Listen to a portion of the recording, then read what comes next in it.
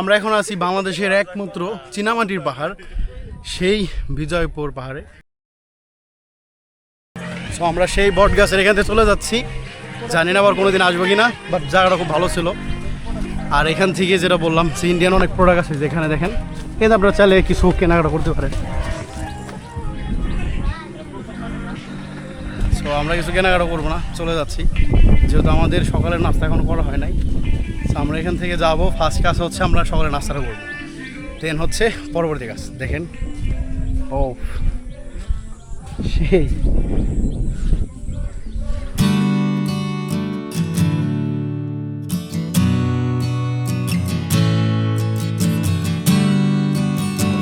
এই হচ্ছে আমাদের সকালের নাস্তা খাচ্ছি। আর এখান থেকে দেখেন এই যে পাহাড়ের একটা ভিউ দেখা যায়। তো এখানে বসেই একটা লোকাল দোকানে বসে আমরা খাচ্ছি। এখানে খাবারটা একটু সংকট, বাট এখানে আপনি পাবেন। এটা হচ্ছে বেরিবাদ অঞ্চল সম্ভবত।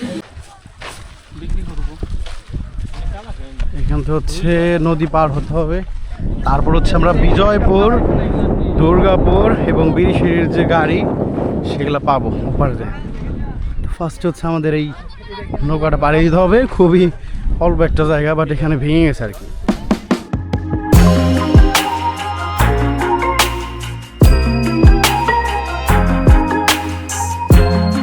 সো আমরা দীর্ঘ 1.5 ঘন্টা জার্নি করার পর এখন কিন্তু আমরা আসছি দুর্গাপুর বাজারে। এখানে আমরা একটা হোটেল খুঁজবো। এই হচ্ছে আমাদের, এটা কি বাংলোর বলবো না কি বলবো, এটা হচ্ছে আমাদের রুম, এখানে আমরা থাকতেছি। সো আমরা হচ্ছে এখানে 12টার সময় আসছিলাম, তারপরে বেশি সময় ওয়েট করলাম, রেস্ট করলাম, ঘুম পাড়লাম। এখন হচ্ছে এই দুর্গাপুর বাজার থেকে হচ্ছে দুপুরে লাঞ্চটা করব। ও এই হচ্ছে হোটেল, দেখি এখানে কি খাবার আছে। এটা হলো সবজি,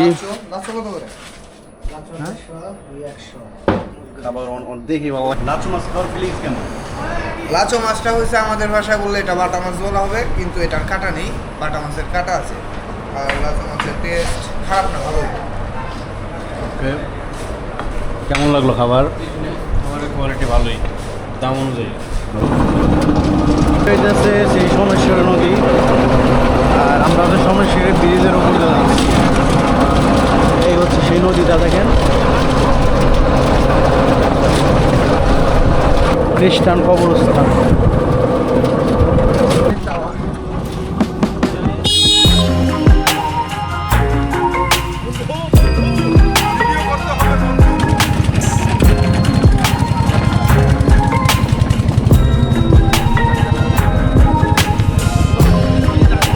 তো আমাদের হচ্ছে এখন এই নদীটা পাড়ি দেওয়া লাগতেছে, সোমেশ্বর নদী।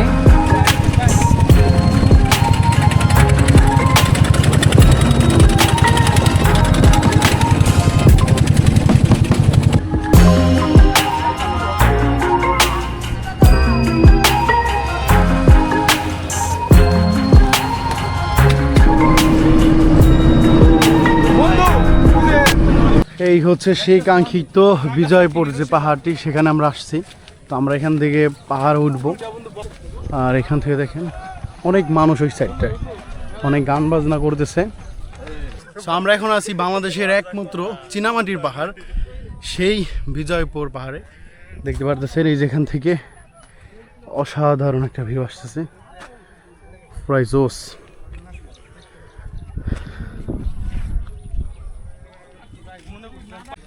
এইখানে হচ্ছে আমরা অলরেডি পাহাড়ের শেষ প্রান্তে চলে আসছি, যদি এখান থেকে খুবই ভয়ঙ্কর। আমার যদি ভয় করতেছে, দেখেন ও মাই গড, এখানে পড়ে গেলে অবস্থা শেষ, খুবই ভয়ঙ্কর। এইখানে কি ভয়ঙ্কর জায়গা, এখানে যদি কোনো কারণে পড়ে যাওয়া হয় আমার কাছে মনে হয় সে আর বেঁচে ফিরবে না। সো এইটা হইতেছে সেই বিখ্যাত যে বাংলাদেশের একমাত্র সাদামাটি পাহাড় বা চীনামাটির পাহাড় বা লাল মাটির পাহাড়, যেটাই বলেন না কেন, দেখেন অনেক সুন্দর। আর পাহাড়টা ভালোই। সব থেকে ভালো লাগার একটা বিষয় হচ্ছে এই পাহাড়ের চতুর্মুড়ে যে দৃশ্যটা বা ভিউটা, এটা চমৎকার লাগবে, কারণ এইটার মানে চতুর্মুড়ে হচ্ছে একদম সমতল ভূমি। আমরা যখন অন্য পাহাড়গুলো দেখি সাধারণত কিন্তু আশেপাশে ছোট টিলা থাকে বা পাহাড় থাকে, কিন্তু এর ক্ষেত্রে কিন্তু সেটা ভিন্ন। অর্থাৎ এখানে আমরা যেটা দেখতে পারতেছি যে এই পাহাড় বাদে সবগুলোই হচ্ছে আপনার একদমই সমতল ভূমি। সমতল ভূমি থাকার কারণে এটা সৌন্দর্যটা কয়েক গুণ বেড়ে গেছে। আমি যদি আপনাদের এখান থেকে একটু দেখাই তাহলে বুঝতে পারবেন। দেখেন এই যে হচ্ছে পাহাড়ের শেষ প্রান্ত, আর এখানে দেখেন একদমই সমতল, চতুর্মুর্ধে একদম সমতল। দেখেন জাস্ট এখানে ছোটো একটা পাহাড় আছে, বাট এটা পুরোই সমতল জায়গা। দেখেন এই জায়গাটা হচ্ছে ধান চাষ করা হয়েছিল, এখানেও সেম। সো এই কিছু কারণের জন্য হচ্ছে এই পাহাড়ের সৌন্দর্য এত এত জনপ্রিয় বা এত এত সুন্দর, বা মানুষ সবাই এটাকে আসলে অন্যরকমভাবে গণ্য করে। অন্য অন্য যে পাহাড়গুলো তার থেকে এটা একটু ডিফারেন্ট। আমরা হচ্ছে এই পাহাড়ের একদম শেষ প্রান্তে চলে আসছি।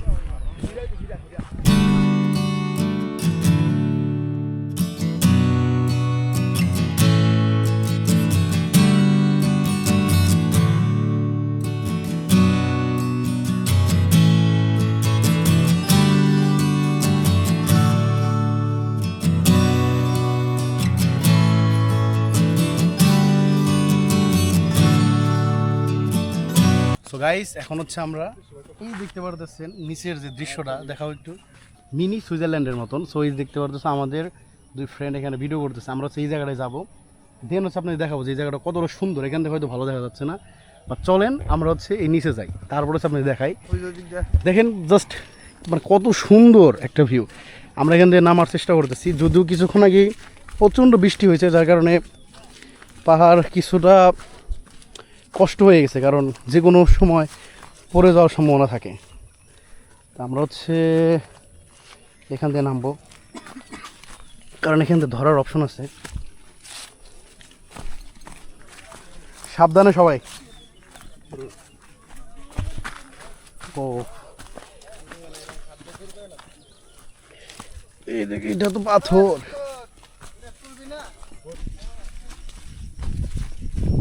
সো আমরা কিন্তু চলে আসছি মিনি সুইজারল্যান্ডের মতন একটা জায়গা। আসলে এটা কেন বলতেছি, কারণ হচ্ছে এত সুন্দর একটা সমতল জায়গা, আর দুই সাইডে দেখেন পাহাড়। তো এখানকার ভিউটা খুবই চমৎকার, এর জন্য বললাম। দেখেন আমরা কিন্তু নিচে চলে আসছি। আমি আসলে জানি না এগুলো কেন এখানে তৈরি করা হয়েছিল, বাট চমৎকার লাগতেছে এখান থেকে, অসাধারণ ভিউ। আপনারা যদি কখনো আসেন এই জায়গাটা একটু আসবেন, এখানে একটু বসবেন, ভালো লাগবে। যদি এখানে বৃষ্টি হয়েছে, বাট তারপরে এখানে থাকা যাচ্ছে। সো আমি যেটা বলছিলাম যে বাংলাদেশের একমাত্র চীনামাটির পাহাড়, এটা কিন্তু এখান থেকে খুব সুন্দর বোঝা যায়। দেখেন স্পষ্ট বোঝা যাচ্ছে, এখানে দেখতে পারতেছেন কীরকম। আর এইটা হচ্ছে সেই লেক, এখান থেকে স্পষ্ট বোঝা যায়। আর আমি হচ্ছে তখন ছিলাম ওইখানে। সো এর কারণে এই জায়গাটা খুব সুন্দর লাগতেছে এখন, অনেক সচ্ছল পানি। আর এখানকে পাহাড়ের এটা দেখেন, জাস্ট মারাত্মক ভিউ। এগুলো কিন্তু কেউ কালার করে দেওয়া যায় না, এটা কিন্তু কেউ কালার করে না, অটোমেটিক কালার হয়েছে। এটা দেখেন এক কালার, এই দেখেন একটা লাল কালার, এই যে দেখেন এই যে লাল কালার, এবং এখানে দেখেন এই কালারটা ভিন্ন, এইটা আবার ভিন্ন। সো এই যে দেখেন আরেক। সো এটাই বলতে পারি যে আপনারা যদি এই জায়গায় আসেন, খুব ডিফারেন্ট একটা জিনিস জীবনে দেখতে পারবেন, না ফিল করতে পারবেন। আপনি অনেক পাহাড়ে যেতে পারেন, অনেক জায়গায় যেতে পারেন, বাট এইটার ফিল্ড অন্যরকম, এটা আর কোথাও পাবেন না বাংলাদেশে। সো অবশ্যই এই জায়গাটা আসবেন। এই দেখেন লেখা আছে, আমাদের সেকেন্ড স্পটে আসছি। এটার নাম সম্ভবত কমলার পাহাড়, যদিও এখানে কোনো কমলা গাছ নেই, বাট এটার নাম দেওয়া হয়েছে কমলার পাহাড়। দেখি এখানে উঠবো, তারপরে কি দেখা যায় আপনাদের শেয়ার করবো। সে এখানে ছোট একটা পাহাড় আছে, এটা পাহাড় বলা যাবে না, টিলা একটা। এইটা ছোট্ট একটা ওয়াচ টাওয়ার আছে, ওই যে আসলে ওখানে আমরা উঠবো না মনে হয়, জাস্ট একটু পাহাড়ে উঠতেছি। এই দেখেন খুব বেশি উঁচা নয়, আমরা একটু উপরে উঠি, তারপর এখান থেকে ব্যাক করবো। হচ্ছে সর্বোচ্চ চূড়া, এখানে একটা ওয়াচ টাওয়ার আছে, আর এখান থেকে এরকম একটা ভিউ পাওয়া যায়। মোটামুটি ভালো সুন্দর আছে, আপনারা চাইলে আসতে পারেন, তবে খুব বেশি কিছু দেখার সুযোগ নাই এখানে। এই যেরকম একটা ভিউ পাওয়া যায়, তাছাড়া কিছুই নাই এখানে। এই সর্বশেষ পয়েন্ট, বাট এখান দিয়ে যাইতে দিবে না। আমরা হচ্ছে একটা ভিতরের রাস্তা, মানে সরু পথ যেটা বলে, এখান থেকে যাচ্ছি, দেখি জায়গা জমি কত দূর আছে আমাদের। সর্বশেষ পয়েন্টটা দেখে আসি। এই হচ্ছে 0 পয়েন্ট। আচ্ছা কাকা, ওইটা কি ইন্ডিয়া না বাংলাদেশ? কিছুর বাংলাদেশ আছে না, মানে অলমোস্ট সিলেটের মতন খাসিয়া বলি যেরকম তাই না, একদম সেম।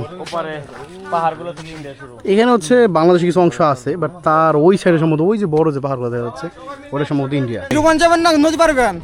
নদী পার না, আমরা মানে ঘুরে আবার চলে। হ্যাঁ নদী পাড়ি দেয় ওই পাশে ওই পারে যদি তুমি যাও, ওই পারে গেলে আবারই করতে হবে না, আসবো না। আচ্ছা এখানে ভাই ডাক দিছিল, ভাইয়ের সাথে কথা বলি।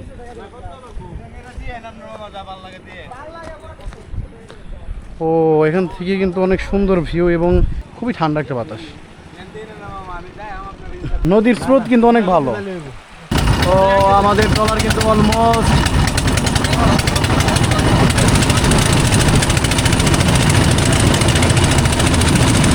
এইটা হইতেছে আপনার ইন্ডিয়ার বর্ডার, মানে এখান থেকে একটু সামনে বাংলাদেশ আছে, তারপরে হচ্ছে ইন্ডিয়ার।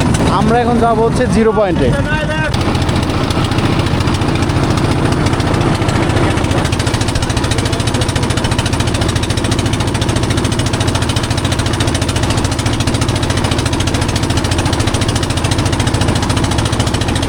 এরকম ভিউর মধ্যে এরকম এক কাপ চা।